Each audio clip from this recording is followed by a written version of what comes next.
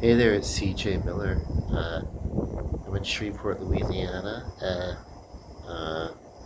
outside on the balcony, uh, across the Red River there. It's beautiful, Hoosier City, Louisiana, and just needed to relax for a little bit. Um, wow, it's been a fun couple of days. Well, not really fun, but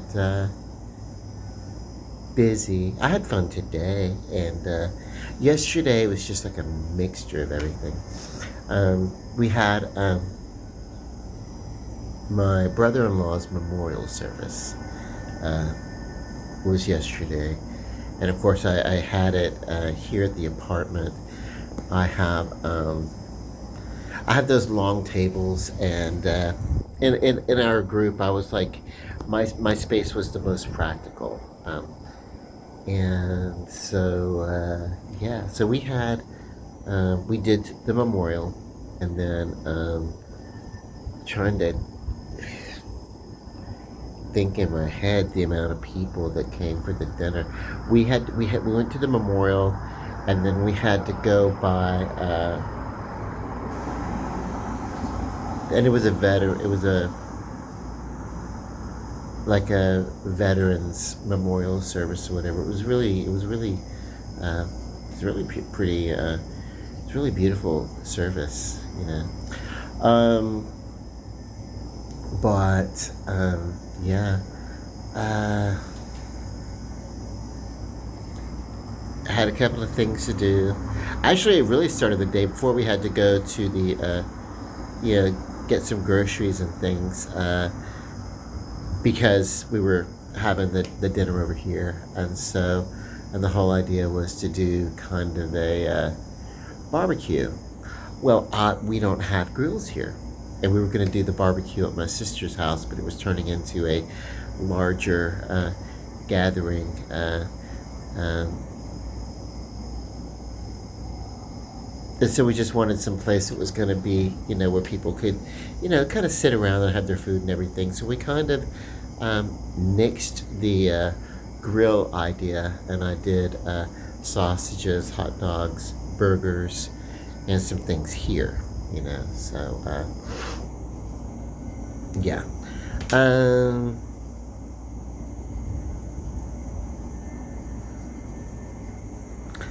and boy,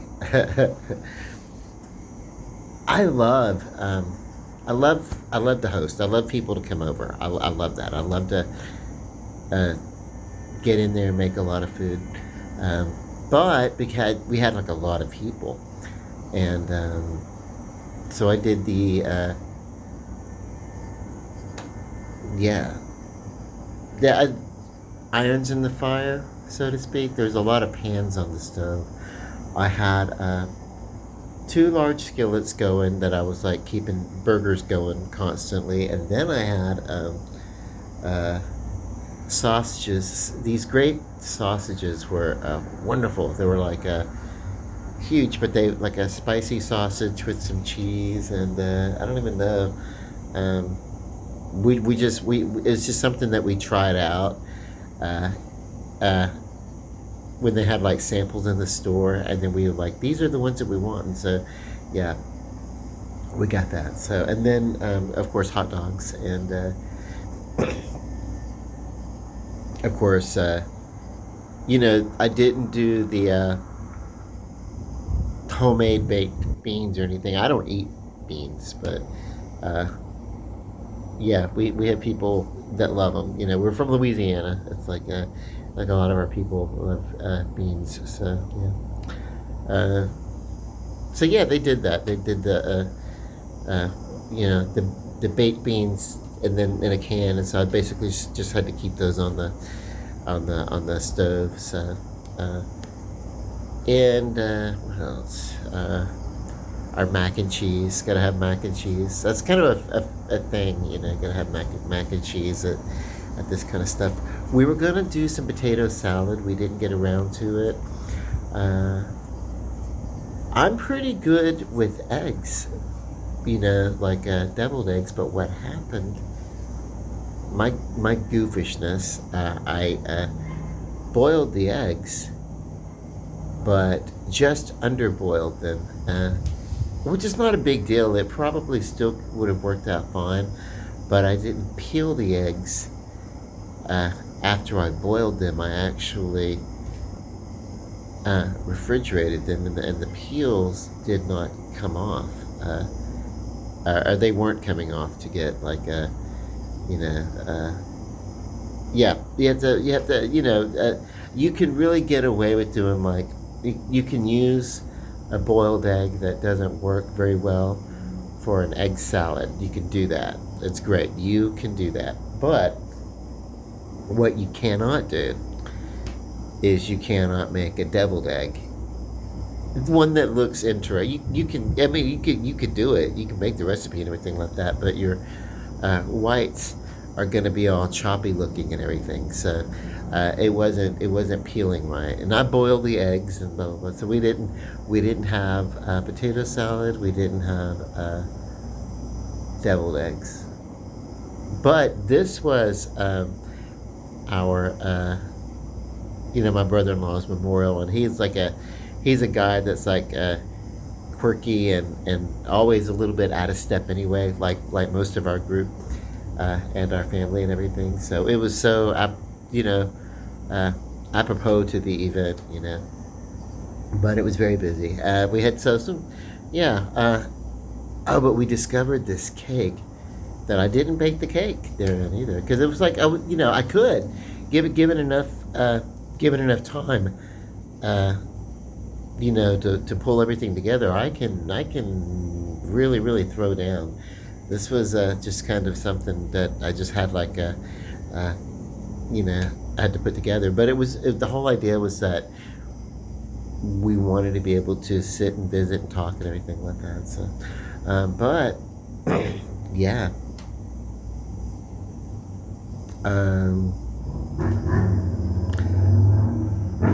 We discovered this cake, a store-bought cake that was a chocolate cake and made with Hershey's chocolate. So it was like a chocolate cake with I don't know, whatever it is. Everybody, we all just decided that that's our favorite cake, and whenever we have like an event that we think we're going to need a cake, that's the cake that we want to get. So it's great.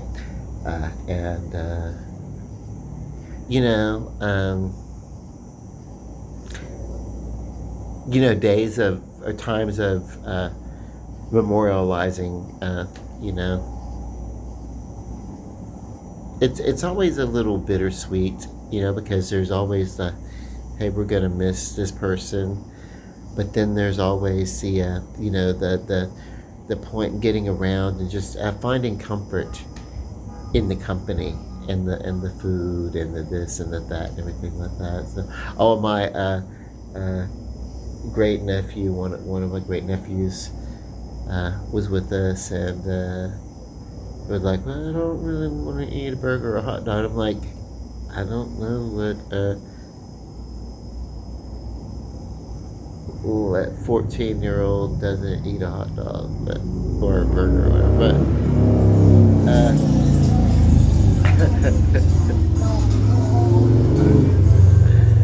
So I made a mistake. I'm sure I did make a mistake, but I made him a steak. I didn't make a steak out of him. I took a porterhouse and put it in the convection oven, and so there was everybody there were eating like hot dogs, sausages, meat patties and everything like that, and my nephew eats what amounts to a $30 steak. Well done.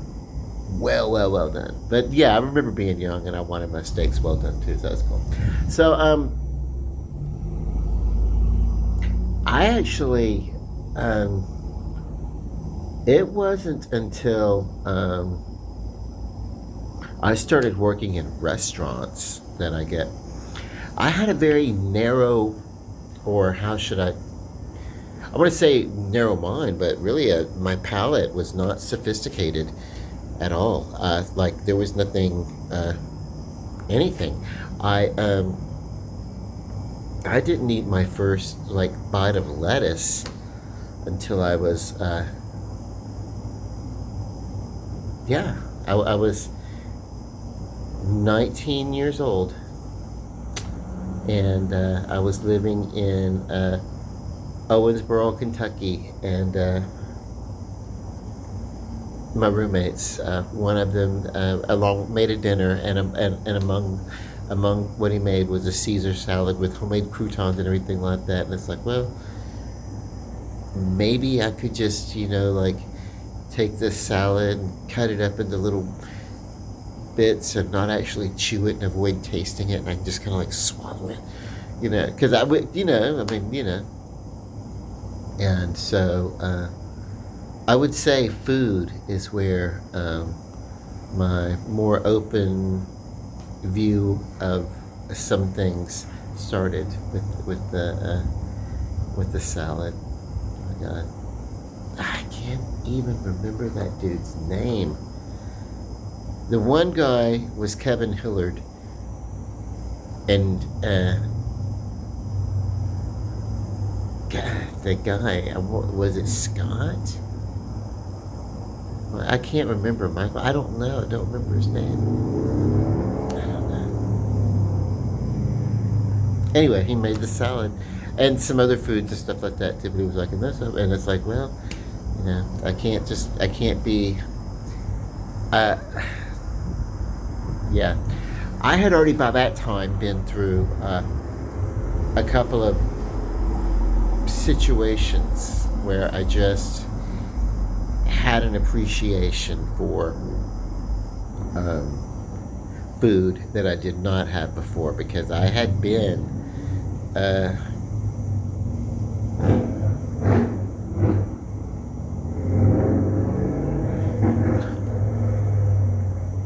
hold on, I'm counting in my head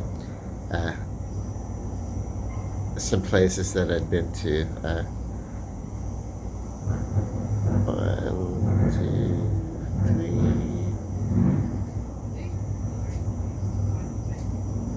Yeah, basically,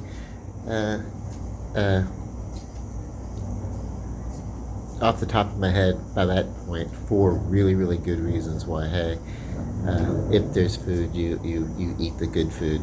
So, um, and then, I'm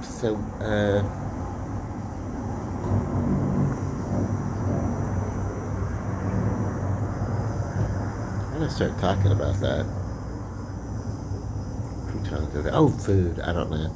I was talking about the memorial that we had for my brother-in-law. It's wow. And then today I had plans to meet up with a friend of mine and his girlfriend and his daughter. We went to Caddo Lake. I didn't take pictures this time. You can scroll back through and you can see pictures of Caddo Lake, or I'm pretty sure you can Google it. There's a movie, Caddo Lake, that was filmed on the Texas side of Caddo Lake. It kind of like is on the border between Louisiana and Texas, and we were in Oil City. And what's so funny, it's around this time that I'm thinking of, 19, 20, and I think I was 21 by the time I came home.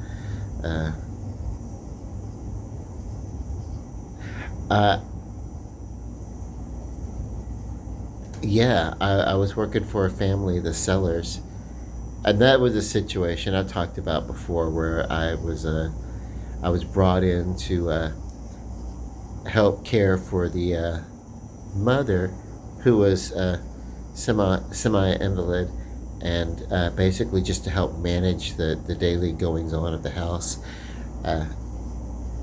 It's room and board, and basically I didn't really need anything, but as it turns out, the guy, and he was like, when I met him, he was my age now, but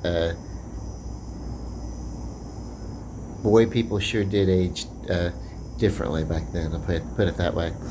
But I mean, this was like 4.5 years of being chased around three different houses by a really, really creepy old man that kept trying to put moves on me. And, you know, at this point, I'm still trying to find my own sense of voice, or my own agency, or something like that. So I'm like, it was just a constant. It was a daily attack, basically, of just, you know, I needed a job. I needed to keep things together. Uh, Not only that, other people in my life, uh, it wasn't just me, but other people in my life were depending on me keeping this job for as long as I could, and that's really what it was. And then all of a sudden, this guy just, I already said the last name, I mentioned it, but we just started like trying to lay claim to me, like letting everybody know, hey, this is my uh, partner, or whatever it is. I don't know. And the truth, that could be further from the truth. As a matter of fact, I slept in an entirely different house, uh, and there was never any uh,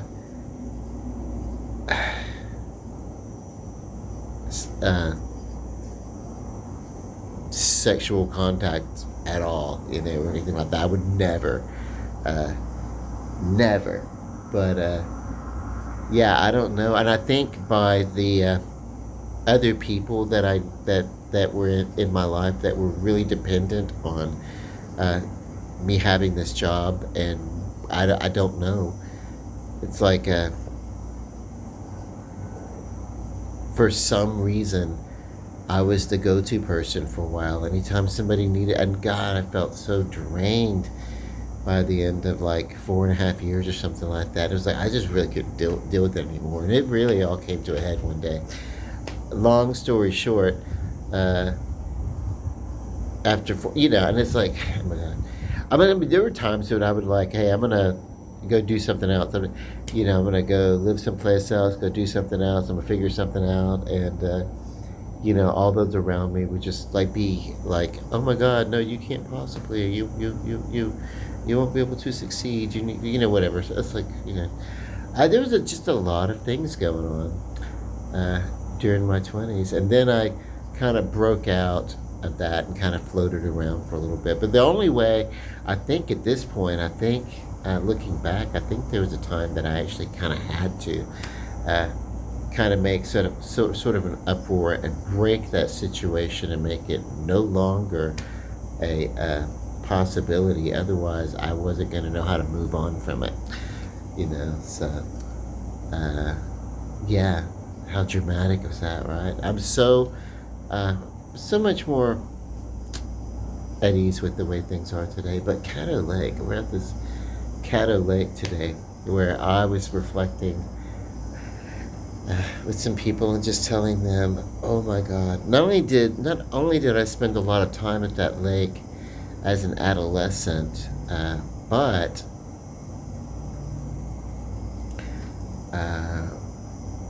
when I turned, I guess, no, I was 14, because I was already doing Taekwondo. I was already doing Taekwondo. I did Taekwondo.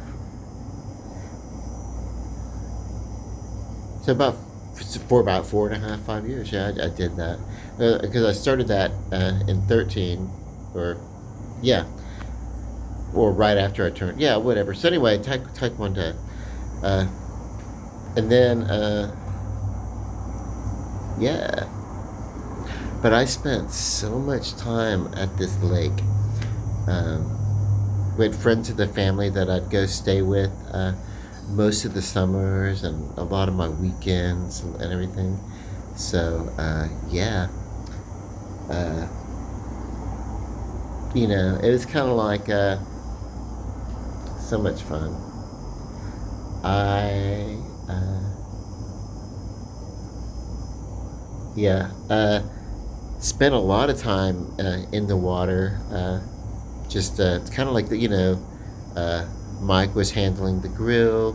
Uh, Mindy drove off to go run a couple of errands for a little bit, and then she came back to the lake later, and I got to sit and I got to chat with her for a little bit. But uh, mostly it was kind of like me out in the water, just like floating around, just having so much fun.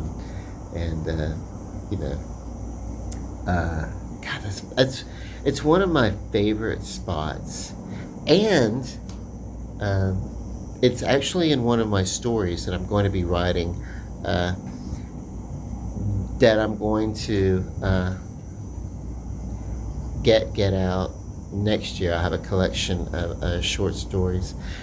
So this is what I've always wanted to do. When I really felt like I was going to get around to releasing my writing, I was always going to do like some creative compositions, poems, if you will, that kind of stuff. I was always going to do that first, and then I was going to follow up with a short story collection. And I don't mean novellas. I mean short stories. I mean stories that you can like flip through and you can read in maybe 10 minutes. Stories you can get through in one sitting. I love that. I love that form of short story. I think I'm not going to say that they've gone away, but because they truly haven't. And with the creation and the widespread interwebs and Amazon motorcycle online publishing and everything, your short stories are more available today than they ever have been, and there's some great writing that happens with it.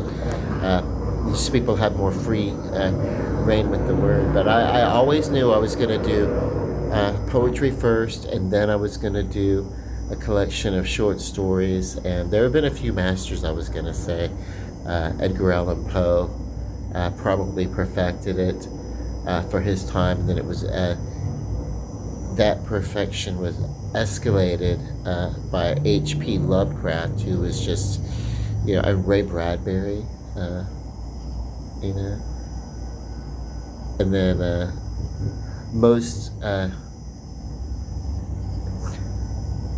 most contemporarily, I would say, in these times would be Stephen King.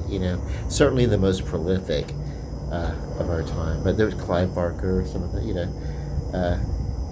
so, yeah. And, with print being what it is today,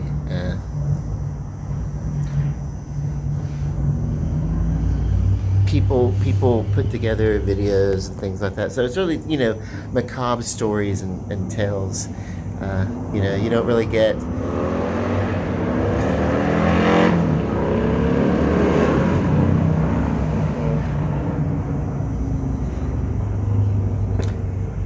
I'll tell you what it is. That is like some teenager. They are...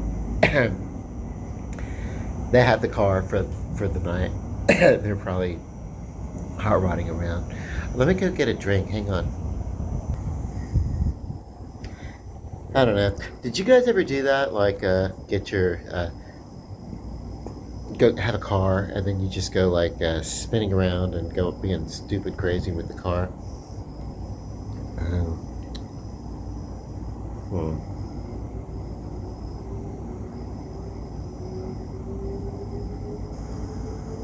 I have no idea. There's like this little line and circle on my phone when I touch it and I'm recording, and it's like, what's going on? Yeah, so that's it. So there's like a little area. I guess what it is that I'm watching. It's not that late out here. It's maybe like 10:30ish or whatever. when we were out gallivanting as teens, cruising in cars, whatever, uh, we went everywhere. Uh, I mean, I was just talking about that with Vicky. That's my sister. We were talking about that the other day. We were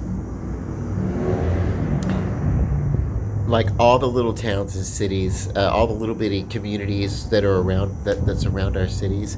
Like it was all one big huge thing, and we would drive around for hours. You know. So, and I guess being downtown, and this is kind of a typically the quiet end of downtown. The clubs are on the other side of downtown. I would expect. I don't know. We don't. It's not like a strip. It's not like they're like hot rodding. Is that a thing? Hot rodding. It's. I don't know. Okay, so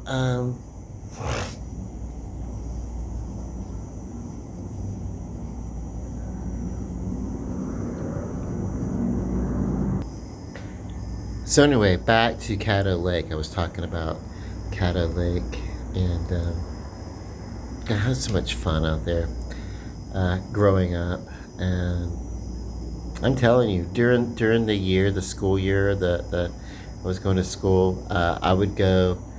I mean, like Friday night, uh, I'd I'd go stay with the people that we were going to go to the lake with, and then the next day, Saturday, wake up, go to the lake, great, come back, sleep on a fold out bed on the sofa for a few hours, wake up that Sunday, go back to the lake, and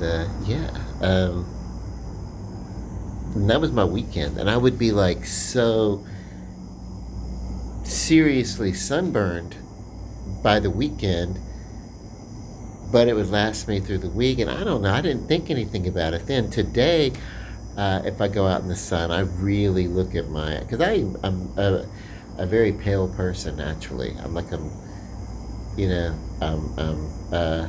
about as white as I can get. There is some Native American and Mexican in my family, but you can't tell it from looking at me or my sister. Or my mother was very pale too, but some of my aunts, or whatever, you could tell. But anyway, but being more on the fair skinned side, I used a lot of lotion. I had a sunscreen that had a bronzer, toner in it that I used, and then for my face I just used one without a bronzer, but yeah, I don't feel itchy or anything. I think we did fine. We didn't really get out there until probably about 2. And we probably stayed out there till about 6. So we were out there for about 4 hours, give or take-ish. I don't know. I honestly, maybe longer. Like we had, like the sun was up, you get more, I want to say 6. We may have stayed out there longer. I don't know. But that particular Caddo Lake, that where we swim at in Oil City, it's a murky lake, murky little swimming thing, but it's one of my favorite places.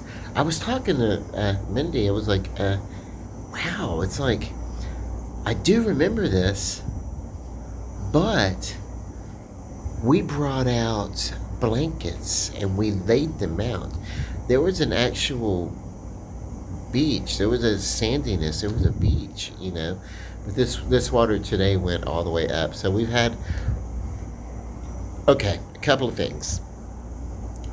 Since the 1980s, which is the time I'm talking about growing up, uh, we've had so many. Well, the water level uh, changed, and the water line has changed, and the whole channel system. Up here, we call them lakes. Down south, they call them bayous. It's basically a lake channel system that flows into uh, you know other parts of other parts of um, other water systems and everything like that. And uh, I don't know if Caddo Lake actually. It's huge. It's huge. Um, I know that it was created. Um, well, that's what I'm told, by an earthquake. It was a very very long time ago. Um, I don't know. I should look into it. There's a movie, Caddo Lake, that was produced and directed and everything, made whatever, by M. Night Shyamalan, and like co-produced with his daughter, who's now doing movies, and or whatever. Um, I did a rating. I rated the. I rated the movie. I watched it here at home and did a rating, and I think I rated it. I recall I rated it I, as in I guess so. I mean, it was kind of, it kind of depicts like a quiet life on the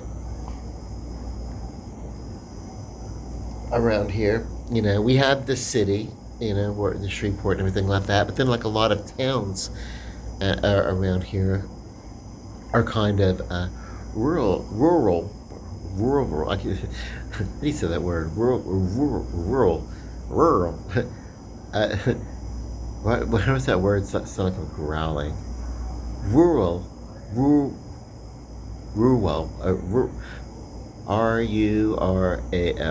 rural, rural.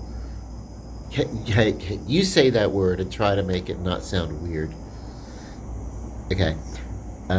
Some of the outer lining towns are kind of small, like Wascom, Bethany. I remember growing up, we would get the car, we'd go like all over to these places as a kid, which I already said that's what the people are doing out here. But it's kind of quieting down now. They were probably making their final laps after they have left some sort of club or gathering or something. Right across from us is um,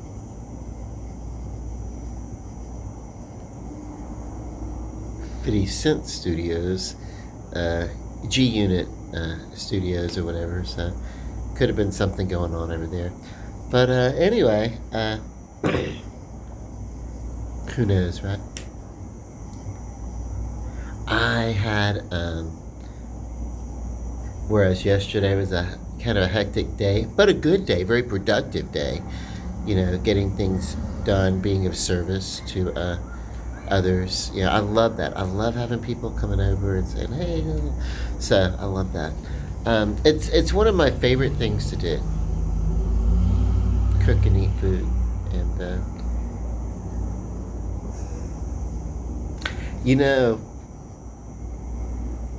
when do you know how like kids play act? Well, so my best friend was my sister. We moved around so much that oftentimes it was me and my sister or whatever, and so we did. We didn't have a lot of stuff because we were always on the move. Like every year or so, we were just kind of, I don't know, picking up and moving to another location or something like that. So, yeah. So a lot of times our imagination would be our greatest asset, and boy, one of the things that we'd like to do is like play act, that we'd go to a restaurant and somebody would take turns being the maitre d' or the waiter, or the wait staff or something like that, and somebody else would be the the person being served or something like that. And it was so much fun. Like yeah, that was my favorite thing to do. It's like play act, and I don't think I feel like I would say I don't think people really do that, but actors and actresses and theater people do it, and so that's kind of cool. So, oh, you know who else does it? It's cool. It's a way of play acting, but they LARP, they live action role play. The Renaissance people. In my day, we called it pre-Renaissance medieval. The medieval time. It's a medieval time is different than the Renaissance. To be honest with you, Renaissance happened after the medieval time. Renaissance ended the chainmail and the knights fighting and all that kind of stuff, and Renaissance brought in artistic civility. Uh, but before then, before the Renaissance, what you would call the Dark Ages, people still held to ideals, and wonderment, and magic, and a little bit of sorcery, and dragons, and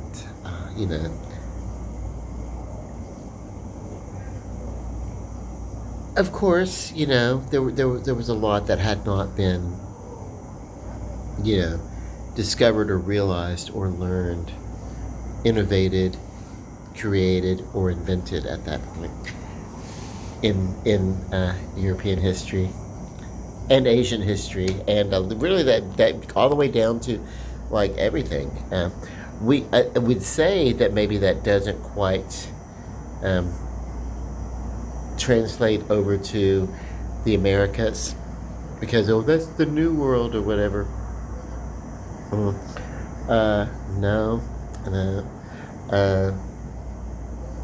Leif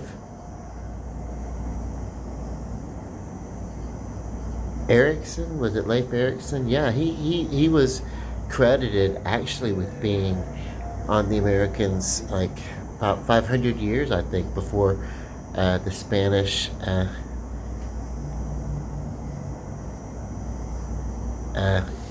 commissioned the sailing of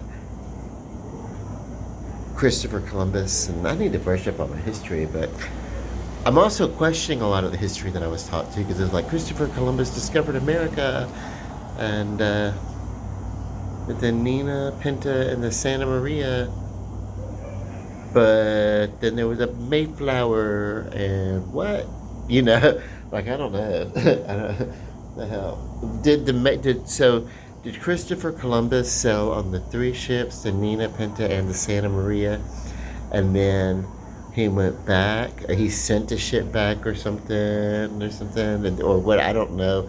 They went back and they're like, "Well, we found a pathway to India, but it's a piece of India that people, and they don't really frequent. There are people there. They're indigenous, but they're Indian, and so our Native American people, our indigenous American people, were."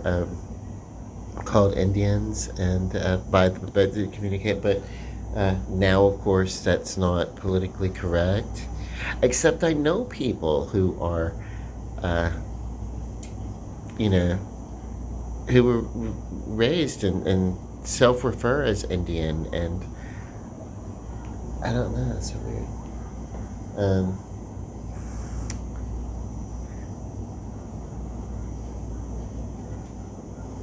It's like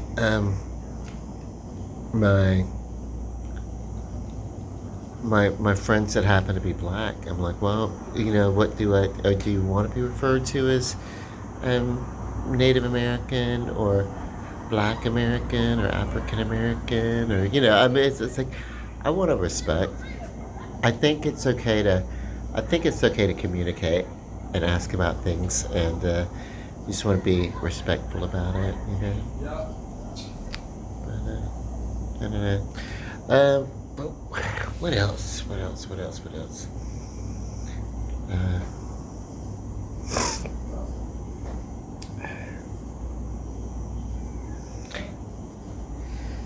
Then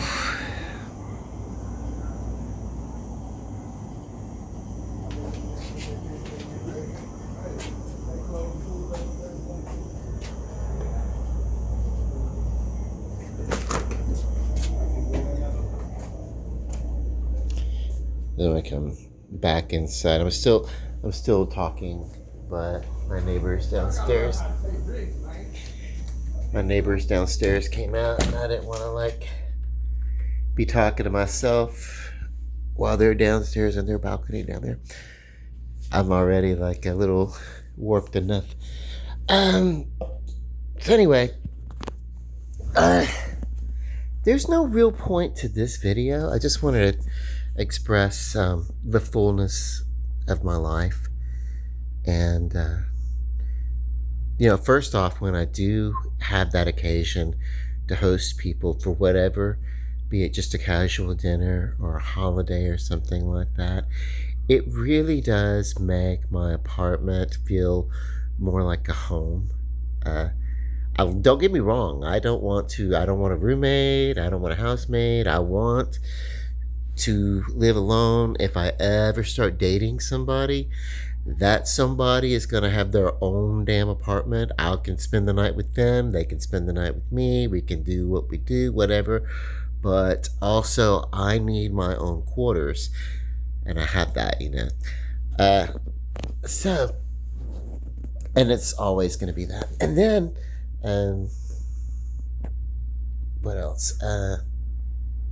But I do love to be of service. And I was talking about my sister and I used to love to play act, and one of the favorite scenes that we would act out was going to a restaurant or whatever, and we'd be all goofy about it too. It'd be because we had a sense of humor about it, it'd be we thought it was really, really fun for somebody to drop a plate or to be talking and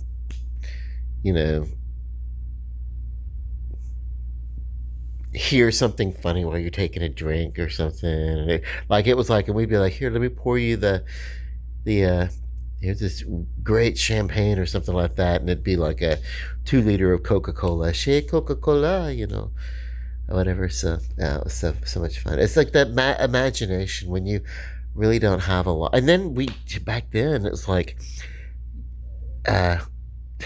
try to imagine this, because we are so spoiled with visual media today. The back then we had back when I was going up, there were 3 major networks, and then that was ABC, NBC, and CBS, and then you could get some public broadcasting, because that had been around since the 50s or 60s or something like that, whatever, where they just kind of really wanted to do some public broadcasting that could reach and give a voice to programming that wouldn't get picked up on the major networks or in syndication or something, so a place for local programming. And so that's where we get some educational programming. And the reason why educational is because I loved it as a kid growing up. I tell you, I didn't really care for school. I didn't care for school because God, it took so much of your time. But you could sit me in front of UHF, the Louisiana Public Broadcasting System, those public broadcasting channels, and I would love to watch those. NOVA, the scientific program, 321 Contact was about space science and everything. We had I would say Mr. Wizard, but I think that was later on Nickelodeon. I think that came later on. So Nickelodeon kind of killed a lot of that. Not so much. It's still out there. There's still but you got your,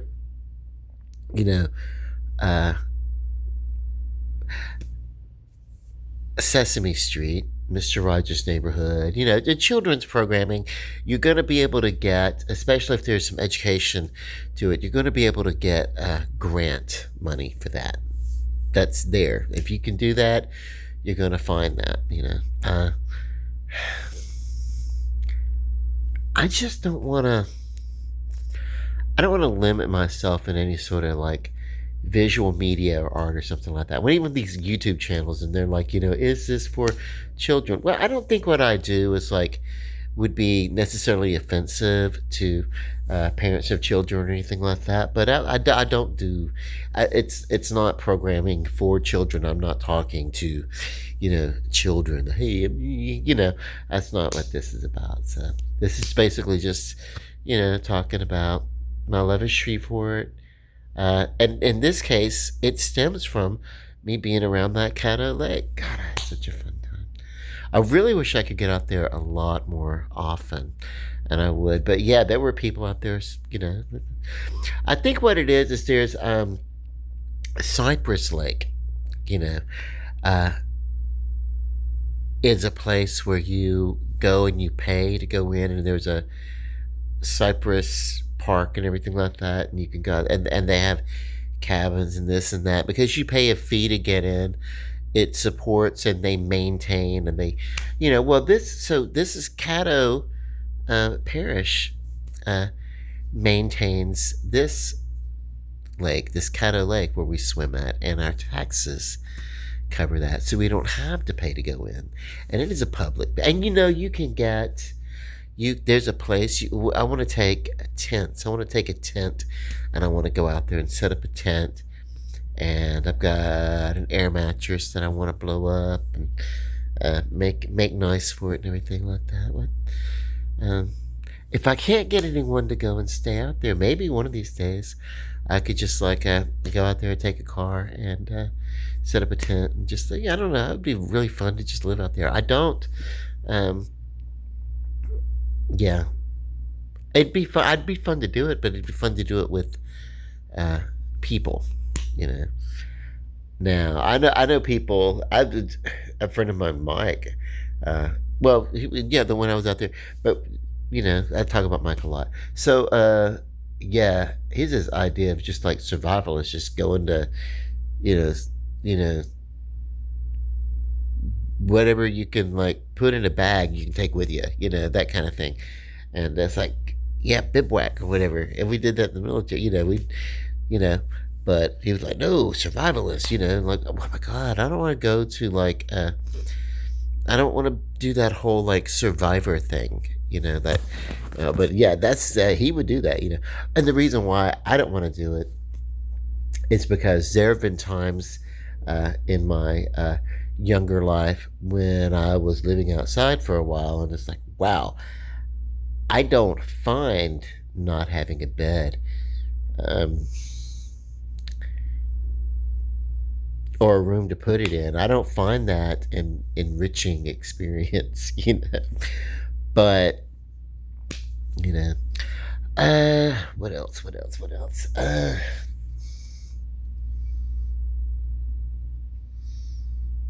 What have I not talked about?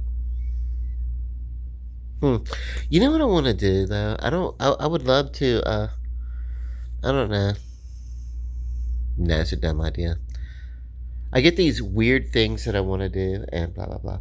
I did talk about. You say I'm excited because I had the company. I'm kind of relieved of yesterday. I'm excited because I had like a lot of people around me yesterday, and it was great, and a lot of people around me today, and but I'm relaxed for the day. I'm relieved that the responsibility of hosting and serving it is a responsibility. And it is work. It is fun. I enjoy it. I want to get people over here. I want to have food and dinner and everything. It's just getting people together when it's, when it's right for them and right for me and everything like that, And it's not always, there's You know, we live in a place where those who are not uh, yet retired or whatever, they're working sometimes a couple of different jobs, you know, to make ends meet, you know, and so it's hard to get everybody, you know, 6 to 10 people together on the same night, you know. And I do meetings when I can, and when I can't, I'd go to I do some gym at night and everything like that. So even, you know, just walking around everybody's little schedule. That's uh, well, that's a thing. That's a thing. But yeah. Um,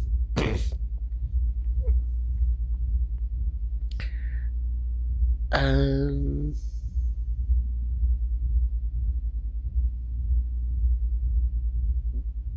so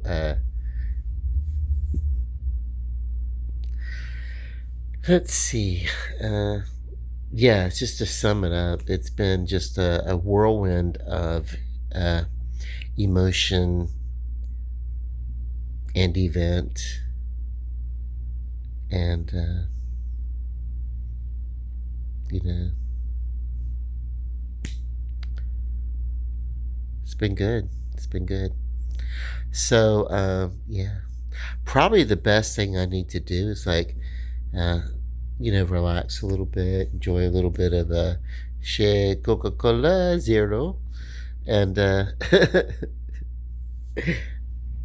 and just maybe listen to some music and just kind of you know, relax a little bit.